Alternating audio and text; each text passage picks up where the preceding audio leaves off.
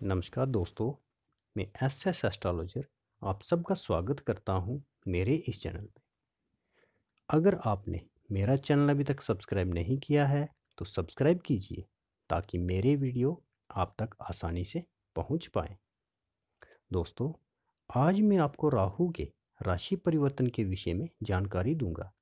राहु 18 महीने के बाद यानी 7 मार्च 2019 को कर्क राशि से मिथुन राशि में सुबह 9:20 पर प्रवेश करेगा, जो 19 सितंबर 2020 तक राहु मिथुन राशि में और केतु धनु राशि में रहेगा। ज्योतिषीय दृष्टिकोण से राहु का गोचर बहुत ही अहम माना जाता है। वैदिक ज्योतिष में राहु को छाया ग्रह कहा जाता है। अगर कुंडली में राहु मजबूत स्थिति में है तो ये व्यक्ति को जीवन में मान सम्मान और राजनीतिक सफलताएं प्रदान करता है। इसके विपरीत अगर कुंडली में राहु की स्थिति प्रतिकूल है तो ये अनेक प्रकार के शारीरिक रोग पैदा करता है, कार्यसिद्धि में बाधाएं उत्पन्न करने वाला तथा दुर्घटनाओं का कारक माना जाता है। इसके अलावा राहु मानसिक तनाव, धन हानि और झूठ बोलने आदि का कारक भी होता है। तो आइए जानते हैं 7 मार्च 2019 से सभी राशियों पर क्या होगा असर।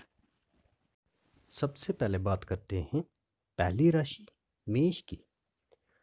राहु आपकी राशि से तीसरे भाव में गोचर करेगा।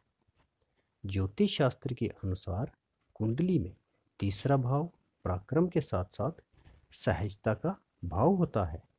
राहु के तीसरे भाव में स्थिति आपके लिए शुभ संकेत की ओर इशारा कर रहा है। इस अवधि में आपको नौकरी में सफलता मिलेगी। अगर आप जॉब में परिवर्तन करना चाहते हैं तो आपकी ये मुराद भी पूर्ण हो जाएगी। इस गोचर की अवधि में आपको आर्थिक लाभ मिलने की प्रबल संभावना है। लंबी यात्रा के बजाय छोटी यात्रा के लिए ज़्यादा लाभकारी रहेगा। आपका साहस और मनोबल मजबूत होगा। कैरियर में प्रमोशन के योग बन रहे हैं। इसके साथ साथ आप विदेश यात्रा की योजना भी बना सकते हैं। अब बात करते हैं दूसरी राशि वृषभ की। राहु आपकी राशि से दूसरे भाव में गोचर करेगा। कुंडली में दूसरा भाव धन का होता है। इस भाव में राहु का स्थित होना आपके लिए कष्टकारी हो सकता है। इस दौरान आर्थिक क्षेत्र में आपको संभल कर कदम बढ़ाने होंगे, क्योंकि इसमें धन हानि हो सकती है। कड़वे शब्दों का प्रयोग या फिर बढ़ चढ़कर बातचीत करना आपके लिए उचित नहीं होगा। किसी गलतफहमी के कारण घर का माहौल बिगड़ सकता है। इस दौरान धैर्य का परिचय दें और क्रोध पर नियंत्रण करें। इस परिवर्तन के दौरान आपके खर्च में वृद्धि होगी और आपका मानसिक तनाव भी बढ़ सकता है। धन की बचत के लिए धन का खर्च समझदारी के साथ करें और अपनी सेहत पर विशेष ध्यान दें। इस अवधि में लोन लेने से बचें और ना ही किसी को उधार दें। अब बात करते हैं तीसरी राशि मिथुन की। राहु आपकी राशि में प्रवेश करेगा और ये आपके लग्न भाव में स्थित होगा। ज्योतिष के अनुसार लग्न भाव हमारे जन्म का भाव होता है। इस भाव में राहु का स्थित होना आपके लिए अनुकूल नहीं है। इस अवधि में आपको संभल कर चलना होगा, क्योंकि इस दौरान आपकी सेहत कमज़ोर रह सकती है। कोई पुरानी बीमारी दोबारा जन्म ले सकती है। ज़रूरत पड़ने पर डॉक्टर की सलाह अवश्य लें और किसी भी प्रकार की लापरवाही ना बरतें। छात्रों को पढ़ाई में दिक्कत का सामना करना पड़ सकता है। दोस्तों के साथ किसी बात को लेकर मनमुटाव हो सकता है। दूसरों पर राज करने की कोशिश ना करें। अब बात करते हैं चौथी राशि कर्क की। तो राहु आपकी राशि से 12वें भाव में प्रवेश करेगा। कुंडली में ये भाव व्यय का होता है, इसलिए राहु के इस भाव में होने से आपके खर्चों में अधिक वृद्धि होगी। इस अवधि में आपके बेवजह के खर्चे बढ़ जाएंगे। हालांकि इस गोचर के दौरान आप किसी विदेश यात्रा पर भी जा सकते हैं। राहु के प्रभाव से आपके पारिवारिक जीवन में उतार चढ़ाव भरा समय आएगा। गैर कानूनी कामों से दूर रहें, नहीं तो जेल की हवा भी खानी पड़ सकती है। आपके कार्य क्षेत्र में किसी प्रकार की रुकावट आ सकती है या सीनियर के साथ आपके रिश्ते बिगड़ सकते हैं। ऐसे में घबराएं नहीं, आप अपना काम ठीक ढंग से और समय पर करते रहें। इस अवधि में आपको मानसिक तनाव भी रहेगा। अब बात करते हैं पांचवी राशि सिंह की। तो राहु आपकी राशि से 5वें भाव में जाएगा। कुंडली में ये भाव इनकम और लाभ का भाव होता है। इस भाव में राहु की स्थिति आपके लिए सुखद परिणाम कारक रहेगी। आपके जीवन में खुशियां आएंगी। कैरियर में न केवल ग्रोथ बल्कि सुनहरे अवसर भी प्राप्त होंगे। इस अवधि में आपको किसी प्रकार की उपलब्धि हासिल हो सकती है। कार्य में सफलताएं मिलेंगी और हर क्षेत्र से आपको लाभ प्राप्त होने की संभावना है। बच्चों को लेकर आप थोड़ा परेशान रह सकते हैं। छात्रों को पढ़ाई में कठिनाई का सामना करना पड़ सकता है।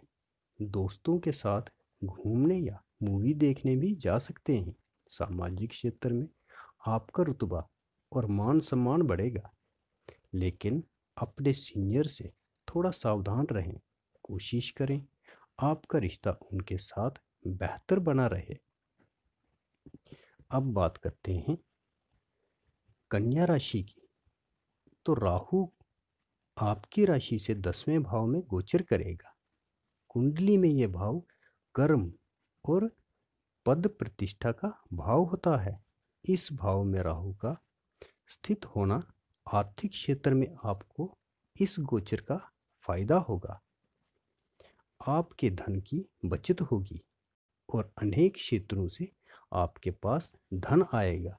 अपने लक्ष्य को जल्दी हासिल करने के लिए आप शॉर्टकट का पैंतरा भी आजमा सकते हैं, क्योंकि दीर्घ अवधि के लिए ये आपके लिए ठीक नहीं होगा।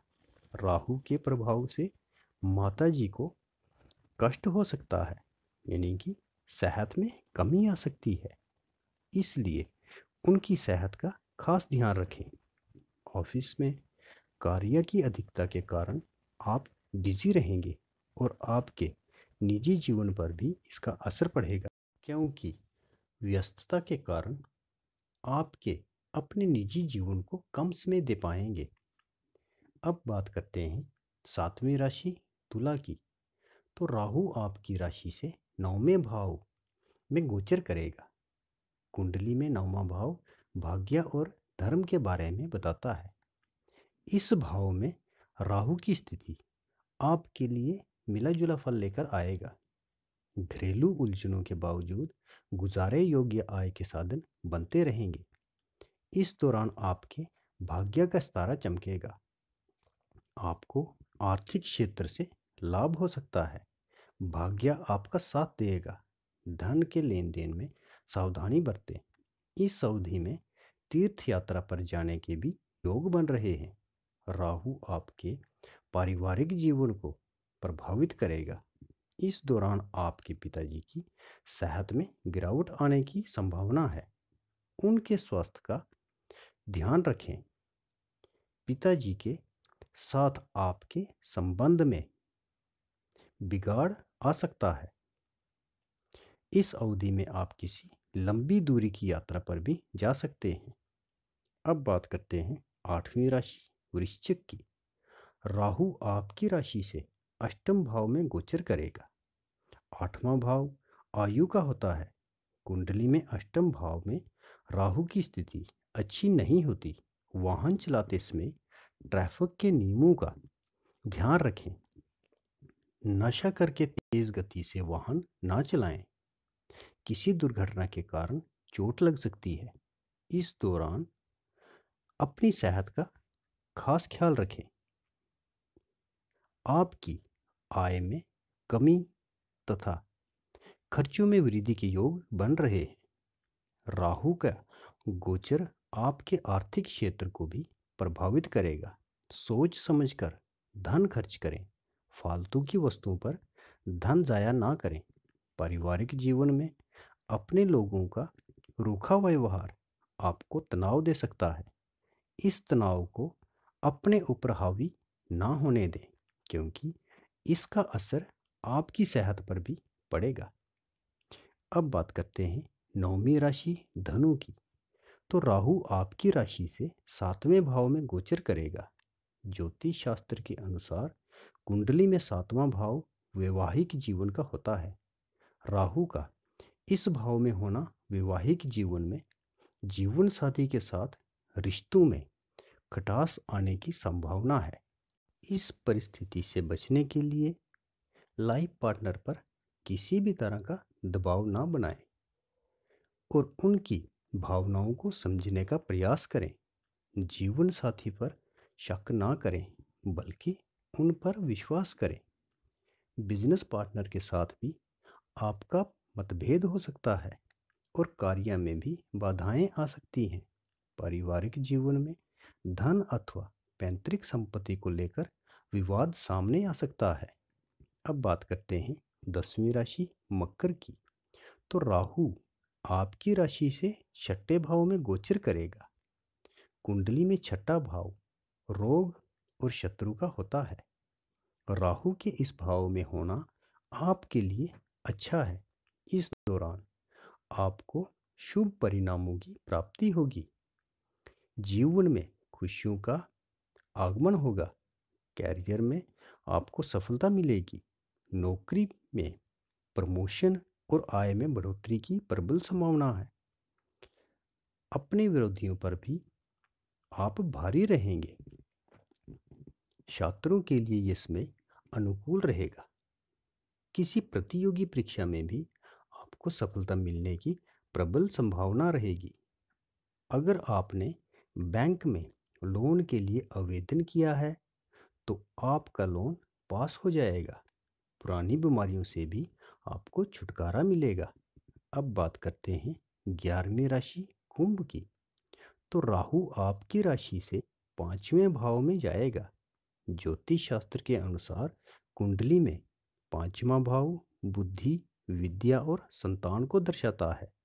राहु ग्रह की इस भाव में स्थिति आपके लिए ज़्यादा अनुकूल नहीं है। इस दौरान आपको आर्थिक क्षेत्र में नुकसान हो सकता है। पैसों का लेन देन अथवा निवेश बहुत सोच समझकर करें, नहीं तो आपको धन हानि हो सकती है। प्रेम जीवन में प्रीतम के साथ विवाद हो सकता है। इस परिस्थिति से बचने के लिए लव पार्टनर की भावनाओं को समझें और उन्हें उनके हिस्से का पूरा समय दें। छात्रों को पढ़ाई में चुनौतियों का सामना करना पड़ सकता है। पढ़ाई में सफलता पाने के लिए उन्हें कठिन परिश्रम करना पड़ेगा। अब बात करते हैं आखिरी राशि मीन की। तो राहु आपकी राशि से चौथे भाव में गोचर करेगा। कुंडली में चौथा भाव माता सुख के साधनों को दर्शाता है। राहु के इस भाव में होना पारिवारिक जीवन में राहु का प्रभाव आपकी माताजी के स्वास्थ्य को कमजोर कर सकता है। इस दौरान आपको उनकी सेहत का विशेष ख्याल रखना होगा। कार्य क्षेत्र में आपको काम का बोझ रहेगा। अनेक चुनौतियों और परेशानियों के कारण आपको मानसिक तनाव भी रह सकता है। किसी चीज पर ध्यान लगाने की भी आपको कठिनाई का सामना करना पड़ सकता है। इस अवधि में धन का प्रयोग सोच समझकर करें। राहु की शांति के लिए भैरव जी की उपासना करें और शनिवार सायं काले कंबल का दान किसी ज़रूरतमंद को करें। दोस्तों, आज की वीडियो में इतना ही। वीडियो देखने के लिए धन्यवाद। मिलते हैं अगली वीडियो में, तब तक के लिए नमस्कार।